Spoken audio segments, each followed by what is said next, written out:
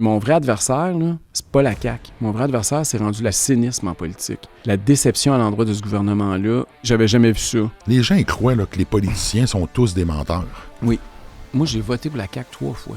Tout ce qui était les valeurs qui, pour moi, étaient fondamentales, pourquoi j'avais voté pour lui, ils avaient tout trahi. Ton chum, en plus, le Parti conservateur, qui est plus à droite, tu sais, le mouvement LGBTQ, qui est plus à gauche. Mon chum, c'est un homme d'affaires. Là. Lui, il avait compris la business longtemps, il s'est compté là, les affaires d'LGBT, etc. Fait qu'il embarque pas là-dedans. Non. Les gens pensent que parce qu'on est gay, c'est pas une idéologie, l'orientation sexuelle. Hein? Il y a quelque chose de très politique. Là. La guerre à l'auto, il faut qu'elle arrête. Un char électrique, la moyenne du prix, c'est 82 000 $. T'en connais-tu bien du monde que s'ils ont 82 000 $, à mettre pour un char? Pas de ce temps-ci, hein. C'est toute la question de la souveraineté du Québec que le Parti québécois veut mettre à l'agenda. T'sais, Paul Saint-Pierre Plamondon s'est engagé à faire un référendum. Très rapidement au premier mandat. Là. Fait que dès qu'il est élu, il part en campagne référendaire. Là. Moi, je pense que c'est le temps d'abolir des barrières entre le Québec et les autres provinces, pas d'en ériger d'autres. On peut pas se passer du reste du Canada. Imaginez si le Québec avait été tout seul contre Trump. Là. Les Américains, c'est pas des caves. Là. Ils sont aussi intelligents que nous autres. Comment c'est qu'il y en a la moitié qui a voté pour Trump?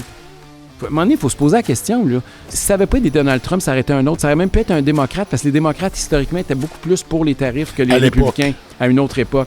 Trump, là, c'est la conséquence, c'est pas la cause.